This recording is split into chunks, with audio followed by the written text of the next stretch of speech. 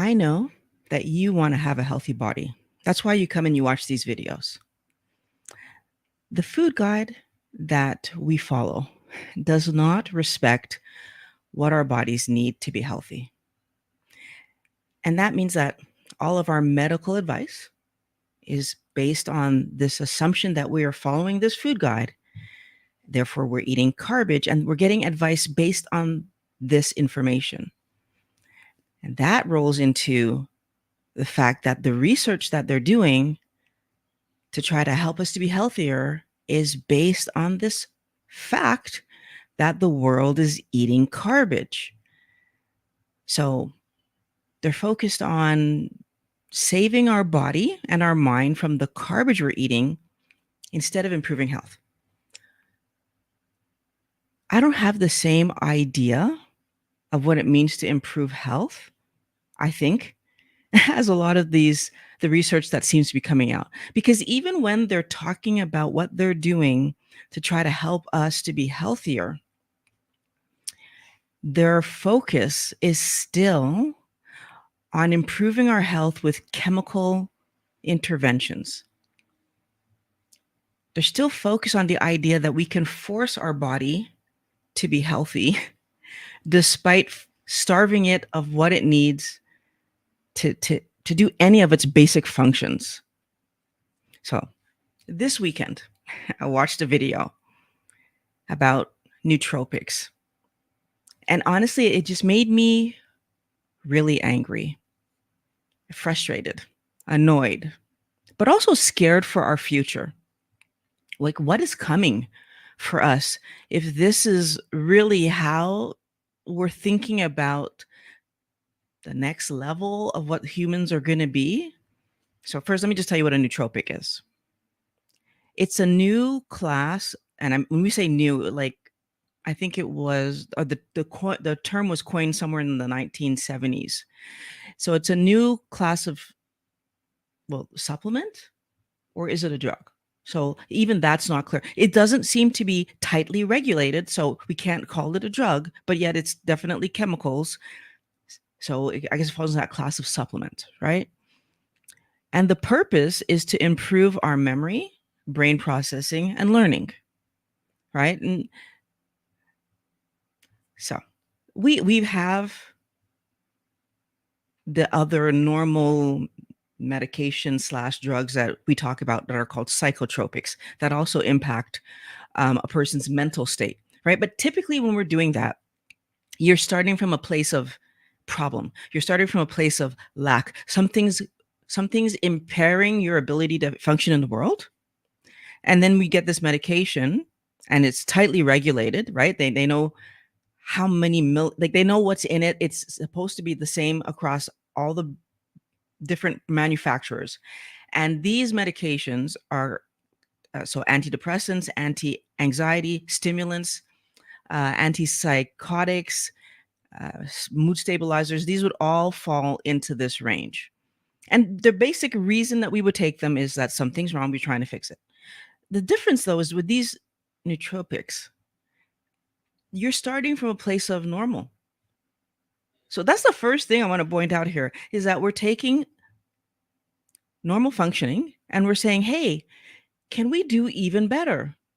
And although on the surface, that seems really good, when we stop and look at why were we asking that question in the first place, again, we are back to wartime scenario where there's a race towards the best weaponry, I guess, or a race towards like getting to the moon, or all these different ideas that we're trying to accomplish. We're trying to do big things.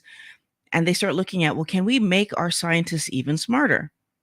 And somehow, as seems to be the reality for us regular folk, the things that they figure out for the war end up, so things that we find for stressful situations, for situations of that are extraordinary, become part of our ordinary, right? And I don't think that that's a good idea. But it's what's happening, because we can't allow another country to be ahead of us on something, then we end up like our whole world needs to move forward. And so, does it make sense for us to be smart? Yes, and that's how we got to be in the position we are on this planet, controlling everything because we are smart. But sometimes we're taking things that don't that so I don't even know how to go with this one, Wells. Where I'm so angry and frustrated, and like I feel our waistline around the world in North America, it's just North America. We're getting our waistline is expanding, right? We are getting heavier and heavier and heavier, and this stupidity started with war stuff, right? Like we were trying to figure out how we could feed our soldiers. And of course, normal food would spoil. So they figure out that, oh, we can preserve things and do all kinds of things so that, of course, on the field they can be okay. And that gets integrated into our everyday, right? Somehow, 90% of our grocery stores today is preserved foods. Like that fresh food section of the grocery store is so small compared to the preserved stuff, the chemical stuff, the stupidity that we eat. And now, in my opinion, nootropics aren't any different. We could learn the way we've always learned by being educated by other people and taking your time and working it through, or we can supercharge and enhance ourselves by taking something. And then what's the outcome of that? We don't know, because we how long can we do this to ourselves? Will it have an impact? Now, just to take one example of this, because I want us to have an idea of what we're talking about, because some of this stuff is pretty simple. They gave a few examples of what a nootropic could look like. And in the video that I watched, the point was we already, most of us, doing one, which is caffeine. And caffeine is known to help with concentration, help you stay awake, right? So we're already doing one. That, how did we figure out years and years and years ago, before we had all these labs, that drinking the liquid of a caffeine bean would do this? I don't know, but we're already doing one. So kind of the theory is, well, we're doing one, why not do more? I don't know that that's a good thing, first of all. But if we take one that's more new, creatine, right? That's a natural substance. Terrific. Where do you usually get it? You get it in meat and fish. And we make it. So again, a natural substance. Fine for us to have. And in two of my favorite things, so fine for us to have, meat and fish. Now, according to the Mayo Clinic, we make about a gram per day. I saw another place that says we could make 2. I have a theory on that one, but we make about a gram to 2 grams per day. And what's apparent is that we need apparently 2 grams a day. So my theory is, when we don't eat anything containing it, our body just makes a bit more. Okay, terrific. So I did a search on the dosing to figure out, if you decide to take some creatine, how much are you taking and what is it doing? So it apparently is going to help you with concentration and this kind of thing. But normally creatine in the body is there for muscles, and it's found in the brain too. But it's best understood what it's doing in your muscles. It's giving you energy. So the assumption being in the brain is doing the same. Okay. So we're taking the dosing was 4 to 20 grams, which is a wide range, first of all. And the time frames that they studied would anywhere from 10 months up to 5 years, but they didn't tell you, so what dose was with which study. So that was a whole bunch of rabbit holes I had to go down. I found a few that said like 5 grams over 2 years. But like, it seemed to be very random. Why did they choose 5 grams versus another one? It was 10 grams versus, and the one that was 10 months was 20 grams. Why are they choosing these amounts? Not very obvious. So, what's the potential side effect of having 20 times the amount of creatine per day over a lifetime?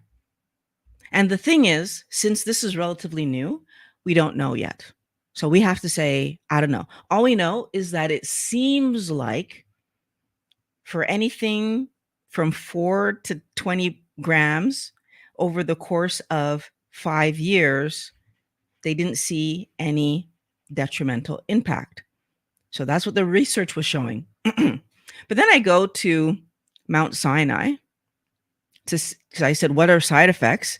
And I found side effects. And I'm saying, well, you're saying that there's no negative repercussions, like the researchers, but then I'm seeing side effects. I'm like, oh, let's see what the Mount Sinai is saying the potential side effects are. And the side effects they listed were weight gain. That one I'm pausing and I want to stop there because I think most people taking creatine are trying to gain weight because they're trying to gain muscle. So that was unclear, like why they listed that as a side effect, but just because it happens. So fine. Muscle cramps, muscle strains and pulls, again, makes me think, well, you're probably working out. So is that a side effect of the creatine, or is that a side effect of the fact that people who take creatine are also working out? That one I wasn't sure. But these next ones were the ones that called my attention.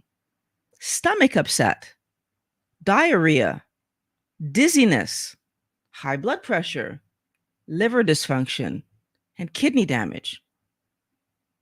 Those are the ones that I was shocked to see because the study, well, the what I was reading was saying that they didn't see any negative impact. So where is this coming from? Well, where the number one thing that I've learned over the 6 years of doing keto and being in this keto world is that the dose makes the poison. If my food provides, or my body together provides up to 2 grams of creatine per day, why am I trying to give my body 5 or even 10 or 20 grams per day? That's 2 to 10 times more than my body was looking for.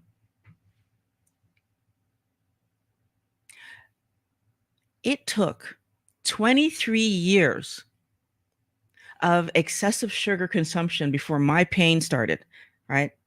Those joint pains that I was living. It took 46 years before the pain was stopping me from being able to walk. Over the course of that time, I ended up with weight gain, and we don't even know what else was brewing under the surface before I turned my life around. Just because there are some trials that lasts 10 months or maybe even 5 years that show no side effect, it doesn't mean that the supplement you're taking isn't causing some kind of problem, because you haven't lived your entire lifetime yet to know what exactly was happening under there. And we're not going to know what's happening until we see the negative. So we're starting from a place of good health. This is the part that for this I'm so surprised. I'm starting from a place of good health, but yet trying to push for this super smarts, right? Or super fitness, and risking my body not functioning properly. Why? Why would that be something that's on the market? Because as scientists will tell you, we don't know that outcome until we get there. And the body's going to do something, right? We're giving it more than it needs. So why are they risking this? And I honestly think this again comes back down to money, wellness warrior. And it's frustrating to me to say that, but I think that's what this is. When it's time to feed us, the focus is on the cheapest ingredients to make the most profit. And those cheap foods actually do impair our ability to think. Anybody who's in the keto carnivore community has experienced. So if you're living this lifestyle, you've experienced the lifting of brain fog that you didn't even know was there. The ability to remember things and not be so forgetful that you kind of knew was happening, that one, because you'd forget stuff, but you didn't realize that it didn't need to be there. The constant fatigue is just gone. We have energy. We can run around and do stuff. Our body is stronger. Do we need a special chemical to have that? Not a special one. We just need to be eating the right foods. And the right foods give us those chemicals naturally. The right foods give us the building blocks for our body to function correctly. We want to be healthy and to do well in life, of course. But they turn around, they bring these nootropics to the market. And I've heard people talking about taking these things. And I'm always wondering, like, why would you risk it? Right? You're going to be stronger with these powders. We're going to be smarter with these powders. But we wouldn't need any of these powders. We wouldn't need any of these supplements if we were eating real food. We would be strong. We would be smart. We would be full of energy. That's how we got here. By eating the right food, by being smarter than the animals and figuring it out. But now we're trying to be smarter than each other. And I guess this is why in this race to be the top of the top of the top, we're so focused. We're so focused on pushing past without it being something that everybody could do, right? Because if we corner the market, right, whichever company finds the nootropic that makes us brilliant, how much money are they going to make? And that just fuels everything we're doing, even if it's going to harm our health. But eat real food, right? If we were staying on plan consistently and eating only what we were supposed to eat, would we be trying to figure out how to not have brain fog? We wouldn't have it. So, but still they did it, right? So during the war, they were still trying to figure out, like, how can we be ahead of the other countries? Of course, we're human. We want to constantly improve, expand, and do amazing things. I get it.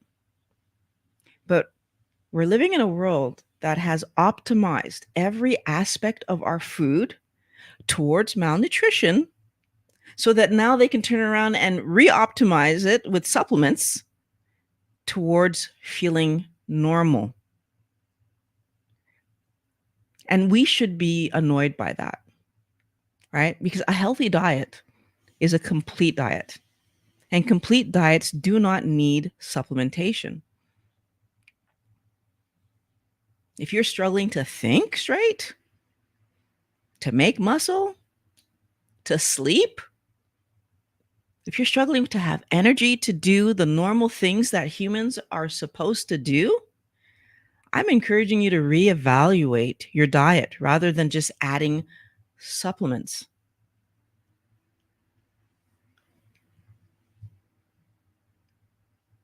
Wellness Warrior, I hope you have some questions for me today, because I want to talk about this. And I definitely feel like there's more to say on it. But if I was clear, that's cool too. I definitely want us to have an interesting conversation. So good morning, Patrick, and hello, Ange. It's good to see the two of you here. And we're a small group this morning, or we're just quiet, because I see that there's 20 people in here. So do you have any questions? And what do you think about this idea that now nootropics are going to be the next thing on the shelf? And even if I'm not tempted to take a nootropic, I'm worried about my kids being tempted to take this enhancement, because, well, if everybody else is doing it and they don't do it, Are they risking falling behind? Are they risking not moving up the work ladder, or being just being seen as competent as everybody else? So these are real questions that I have, and I'm just curious to know what you guys are thinking about it.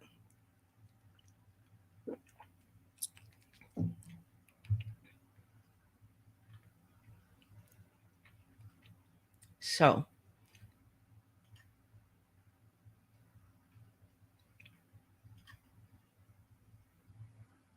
Lynn, good morning, Lynn. Um, you're still in Spain, getting plenty of exercise because you keep getting lost. That's terrific. I think that's the best way to get exercise, just walking around and using the body. So, going back to the topic of the day, using the body, right? If we really want to be the stronger and like to be smarter and do all these things, are we exercising our body and exercising our brain?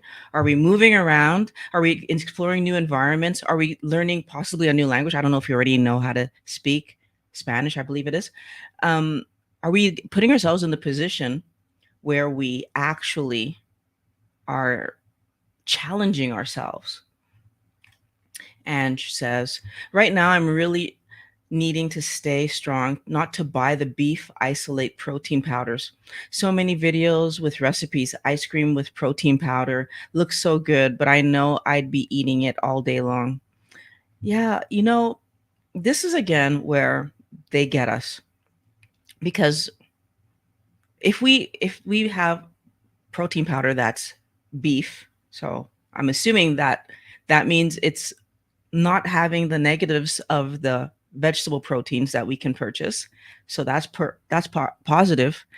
The problem is, what we're not seeing is that it's still a processed food. And we are trusting them that the only thing in there is what they're telling us is in there. And companies have been known to not be fully truthful. So those things make me nervous. They really do.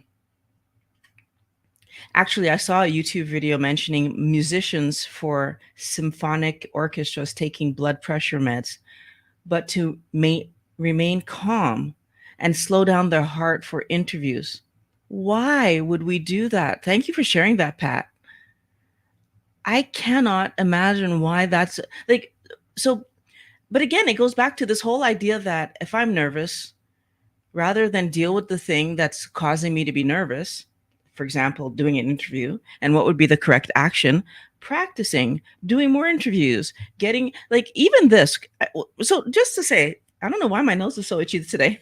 Just to say, Wellness Warrior, when I first started doing live streams, yes, it was very, very nerve wracking and uncomfortable. I mean, if you go back and watch the first ones, right? Like, I was speeding through my speech, and like it was uncomfortable. But the more you do something, the more you are able to do it, and then of course the better you get at it. So do I need a medication to help me overcome something that I actually could overcome naturally? That's the question.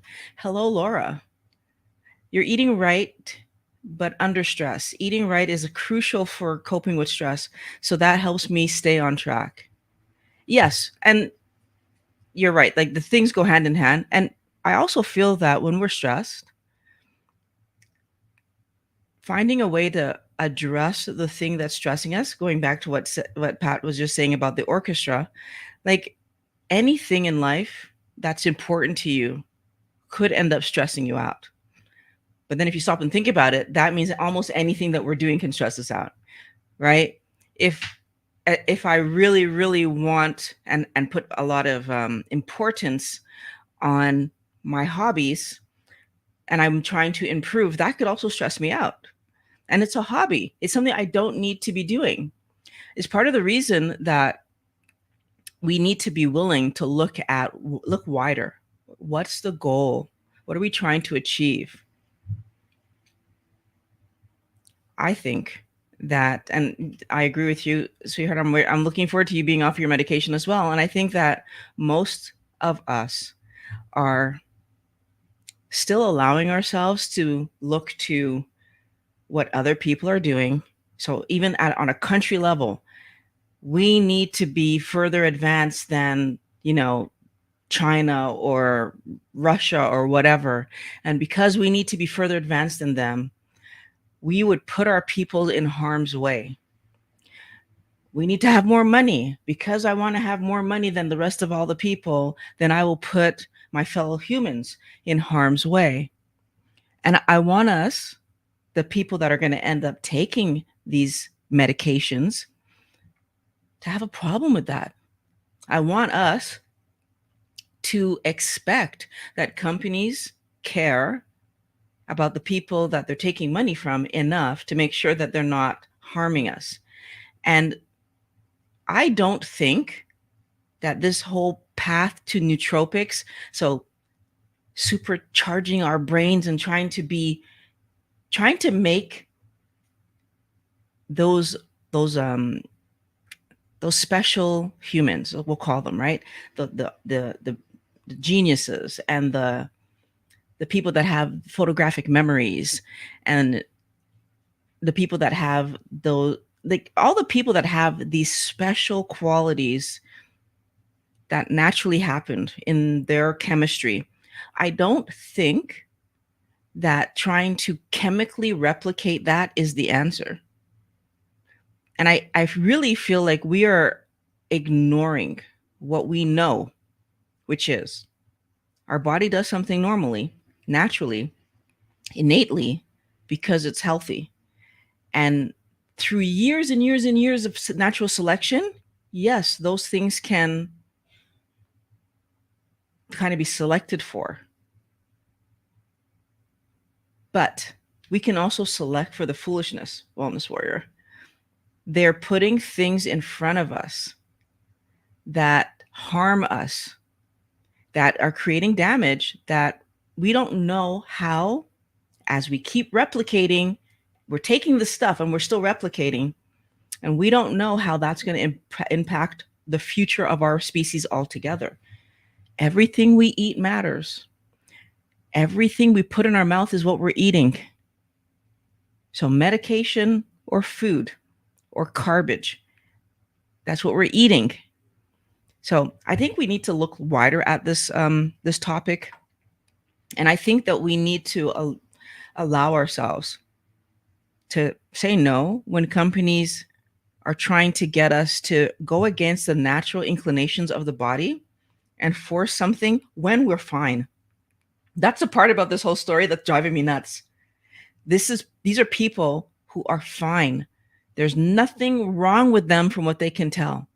And a lot of people that take protein powders and protein shakes and stupidities are actually, from the look, because we don't know what people are actually eating, but from the look, physically healthy looking, right? They're trying to be bigger in muscle. They're trying to be stronger, right? A lot of the people that are taking these nootropics are smart. They're trying to be smarter. What happens if you take these things and you damage your body? So, for example, have we seen that bodybuilders who are eating real food have flat stomachs? But then you have these other bodybuilders that end up with that bulge. And I can't remember, I don't know, Pat, if you remember the word for that, but that big bulge in front of them, because there is a word for it. And it's like, so why is that happening? Well, because they're taking things. We do not allow our body to do the natural thing it wants to do, which is be healthy, be strong, be smart, right? Being smart is what helped us to not get eaten years ago. So being smart is not a bad thing. Our body wants it. Hello, Cookie Carter. How are you doing? We are flying in the face of our Heavenly Father, and persons are sleeping in mental slavery. I see your point. I totally see it. And we are not respecting what we're supposed to be doing for our own good health, for our own benefit. So I definitely want us to talk more about this, because I think that we for sure could be doing better in our health. And share the video, because I do think it's gonna, this is a topic, and I put out one, I'm throwing it out there. It's not strictly about weight loss, but it's about weight loss, right? Because if we let them do this to us, we just keep messing with our body. And a lot of these medications have side effects of weight loss. Oh, sorry, weight gain. So we're setting ourselves up. Um, you said there's a lot of scary things these days, but God will prevail. I definitely feel like as long as there's people that believe in healthy bodies, like for real healthy bodies, we are going to find solutions. But we need to believe in healthy bodies. Thank you for the word. It was called a bubble gut. That's not a special term, but yeah, that's what they were calling it in the article that we read. You said you're on board of a very you're on the board of a very vindictive HOA, very toxic, but lack of involvement could be disastrous for fellow neighbors. Oh, homeowners association. So I stay involved, but very strict on eating, and I meditate to cope.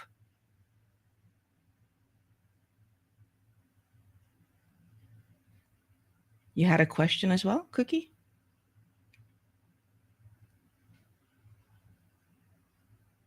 I think I just got to it.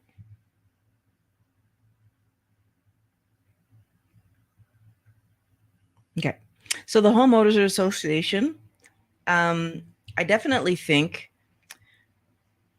that in every kind of situation that we can find ourselves where we are struggling with people not wanting to do what's best for the collective group, yeah, we're gonna be in a problem situation. um I actually knew somebody who their solution was to just not engage, just to like just pull out of the situation, but everybody's different. Not everybody can just pull out of the situation. So I wish you luck in dealing with them, and I think you're doing a good job by meditating and eating your diet. And I hope that eating your diet also helps you to feel calmer, because when we don't eat off plan, we don't stress the body excessively for no reason. And of course, that helps us to manage our emotions better. Hello, Ian. How are you doing? I've been trying hard to persuade my adult children to correct their diets. It's tough to sell. It's a tough sell and have to pull back. Mm. Convincing other people to do something that they don't see the need for yet is really hard. What really frustrates me is that, unfortunately, we tend to need to be in pain to see the need to. Not everybody is, oh, what was her name? Like Kelly, the one I interviewed, that would just, her mom was a nurse, and she explained the validity of what she was seeing, and she jumped on board. And not everybody's like that. And I think it's also harder when we're struggling, right? Like if you're kind of in and out of eating well, then your adult children might just see this like any other diet. I think it's easier when we're consistently doing well, but that doesn't make it easy, right? Because even though the kids see that I've, 6 years, I have not wavered, I have not fallen off, I have stayed feeling good. I honestly feel like now it's just, she feels good. And like there's not more thought to it than that, which is unfortunate, because I worry that they're going to have to go through what Pat and I went through before they realize why we were trying to get them to do this earlier. And I do think it's because celebrating with food, self-soothing with food, like wanting food to be fun, is still an idea that's permeating our entire world. So they are living in a world where this is the way people are eating, this is the way people are managing their feelings. And then of course we turn around and we try to supplement, and we try to do things that corrects what we ate our way into. And you know what, the same way that you can't exercise your way out of an eating problem, you're not going to supplement your way out of an eating problem. The only way to get to correct the eating problem is to eat the right things. When you eat the right things, everything is going to go better. So this video today, I'm making this because there are so many different ways that they get us.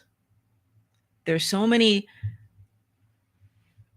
shenanigans, is what I'm going to call it, that they play that stops us from focusing on eating healthy food. And it gets us to focus on eating for fun and believing that exercise. So they get us with an exercise program. They get us with a diet program. They get us with a supplement program, right? Because now we're realizing, and this is new for me. This is the last 6 years, really diving deep, realizing that the mental health, the brain fog, the Alzheimer's, all these mind problems are also related to us eating the wrong food. That's new. I didn't get that before. And so fixing it, like we need to actively fix it. But first, before we can fix it, we need to know that that's what's really happening.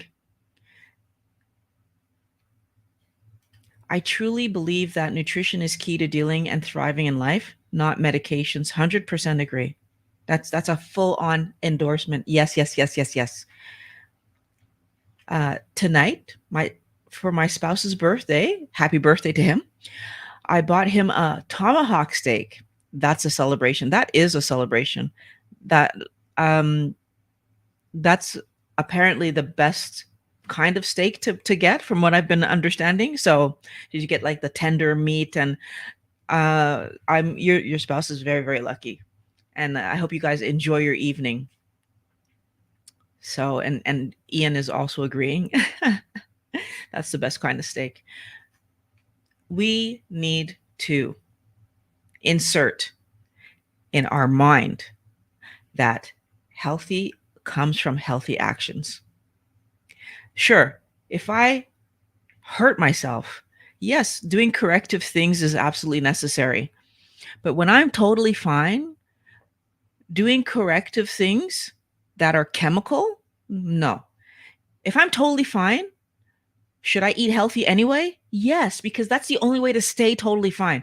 So, and I want to make sure I make that part clear. You are only going to be in a good health if you're eating healthy food. If you let yourself eat the wrong things, eventually your body is going to have a reaction.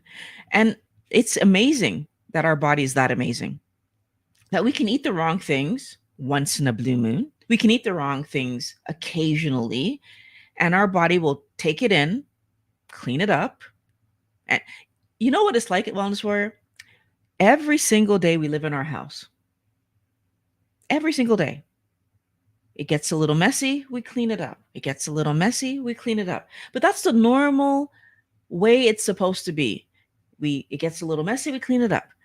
But about 2, maybe 4 times a year, as Laura's going to have today a birthday, we have a party of some kind. And a bunch of people come over. And they mess our house up. Like really mess our house up.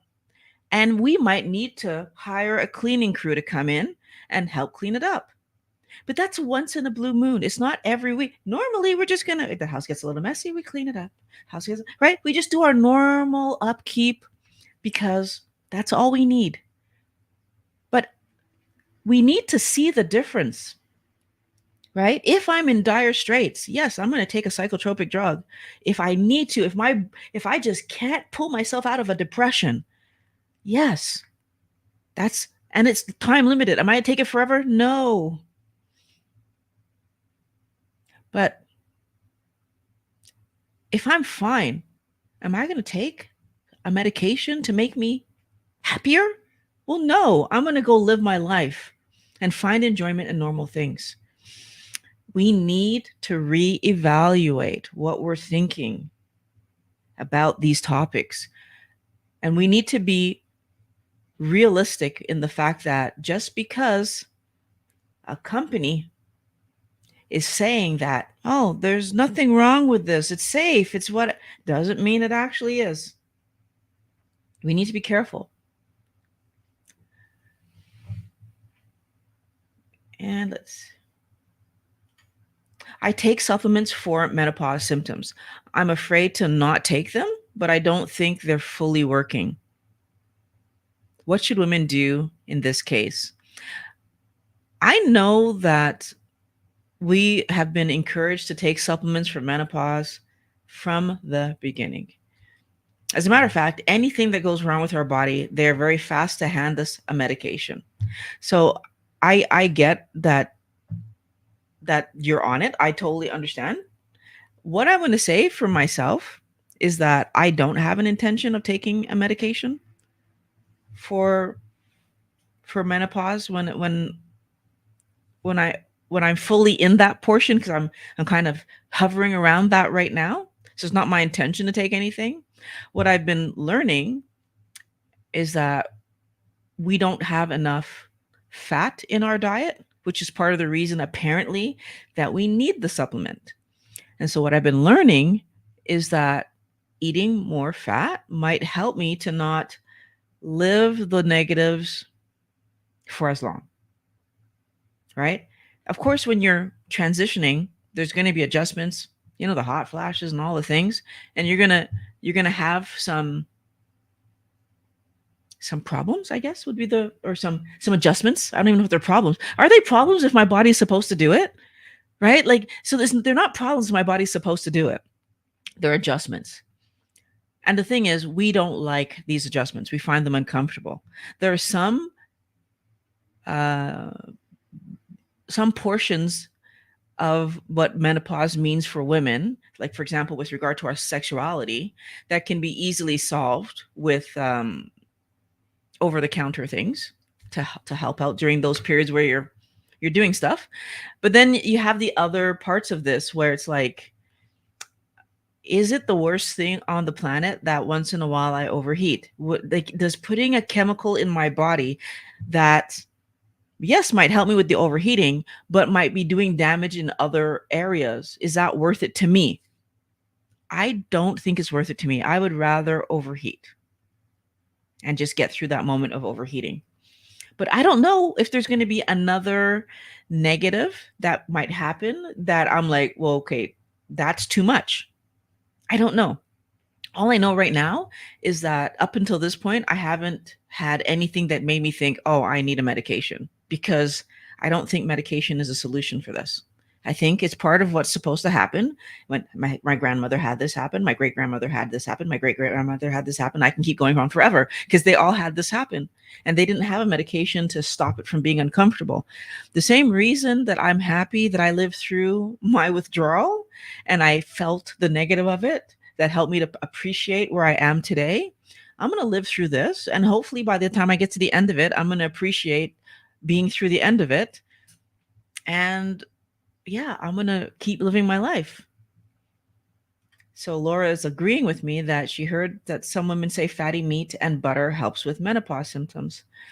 I don't see, in my mind, it's not necessarily helping with symptoms as much as it's giving us what we were supposed to be having in the first place. I truly believe that I, through my entire adulthood, was under eating. So in my childhood, because of Caribbean parents, I was overeating. And then in my now in my adulthood, when I was controlling my own food, I was under eating. Why? Because you have the whole don't eat fat, it's going to make you fat stupidity. And of course, the protein and fat that was on my plate. So let's say, for example, on a good day, I would have had a full chicken leg.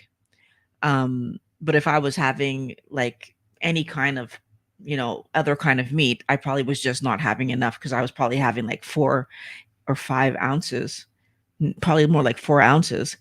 I was not eating enough.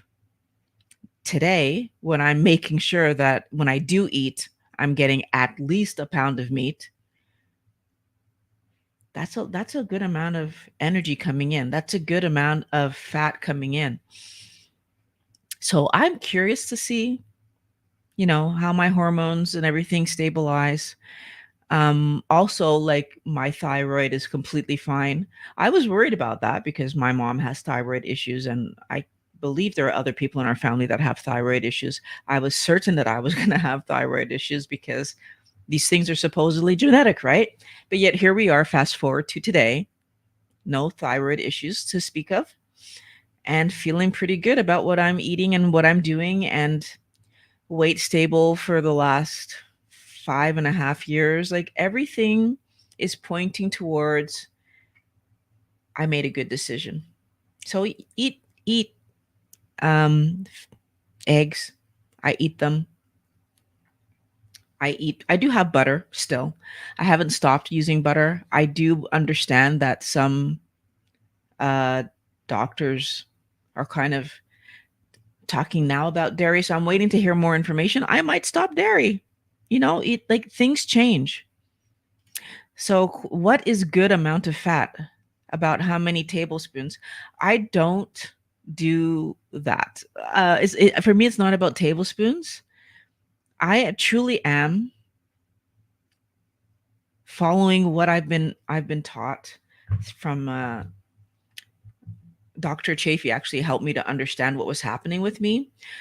And the best example I can give you of what I've now figured out from having that conversation with Dr. Chafee is, when you eat, and you can watch that video if you wanted to see the things that we talked about, but when you eat meat with its accompanying fat, the signal to stop eating is very clear, because you're eating and it tastes delicious, terrific, amazing. And the good example I can give you of this was Pat and I had pork belly recently. Was it Saturday? Yeah, on Saturday we had pork belly, and I was eating, and I got to like 3/4 of the way through what I had, and we're guessing that it was maybe just over a pound on the plate. But it's hard to tell. He forgot to weigh it, so we're eyeballing this. But anyways, I got to about 3/4 of what I had on my plate, and all of a sudden the taste just totally was not the same. Like, where I was enjoying it, tasty, yummy, da da da da, it was now this just tastes like, okay, yeah, it tastes like pork belly, whatever. And then, like, the next bite, it was just like, okay, yeah, that didn't taste good anymore. And it's not to say that that part of it was bad, because it wasn't. It was all cooked the same way. I experienced it the next day also. So last night with the chicken, I had 4 chicken thighs on my plate, and I really thought I was gonna finish it and be like, oh, maybe I could have had a 5th one. But by the time I got to the last bite, like, I was the taste was already changing. Like, I could just the taste was just not the same. All of a sudden I was just like, oh, that doesn't taste good anymore. It's honestly weird, but very, very positive, because then you're not guessing. Um, Now, obviously, I either would have had another chicken. Oh, no, I probably would have had some eggs if I would have finished that and still been hungry, because there wasn't any more chicken. Actually, now I'm thinking about it, I would have probably had some eggs. But I think that because we've been eating carbohydrate, and I can tell you, so let me just finish my story. I have done the same situation with ribs, where I get that feeling of I can't have any more. I've done the same situation: ribs, pork belly, chicken. But what's interesting to me is that, and when it comes to ribs, that amount of ribs that I can eat when I go to a restaurant that we used to go to, when I would go and have that set of ribs and with fries, somehow I could eat all of it. But when I went to the same restaurant and just had the ribs, no fries, couldn't get through. There is something to this information that we're being given, that Carbohydrates allow us to eat more. And I've done it at home too. I've had ribs at home with like, vegetables. So in my keto years, vegetables and ribs, I can get through and I don't get the ick feeling when I'm eating it. But somehow when I eat it all by itself, it just starts tasting different to me. And I honestly, for a little while there, thought I just didn't like ribs anymore because so quickly I would get to this like, feeling. And it wasn't until Dr. Chafee explained it to me. And then I went back and I started looking at what's happening when I have veg versus don't have veg. Because I was still eating veg a little bit at the beginning of that. And it clicked in that what he was telling me actually made sense. So you said hot flashes and no sleep is horrible. I always thought I wouldn't take meds for it until it happened. Yeah. So I can tell you that the hot flashes at night are annoying because you wake up and then like you're cold. Well, I was waking up because I was cold because you get hot and then you're cold afterwards.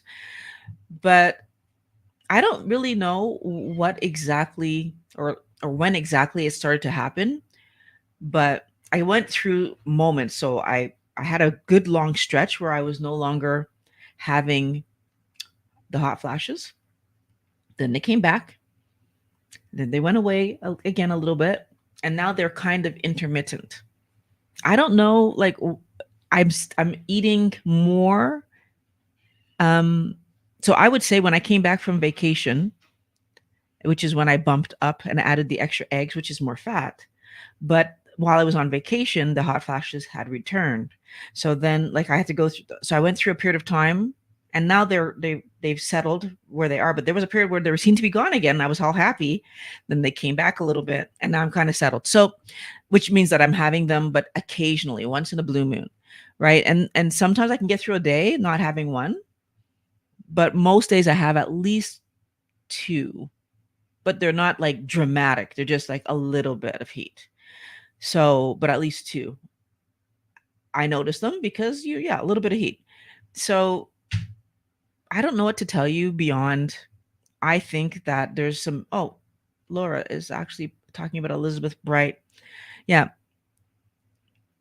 that was another person that I saw. I haven't watched a lot of her videos, so I'm gonna check out. I think I've seen her in a panel answering questions. I definitely want to watch her channel. It's on my list to watch, but I haven't gotten to it yet. But thank you for reminding me, Laura, because I'm going to go and check her out, hopefully in the next few days.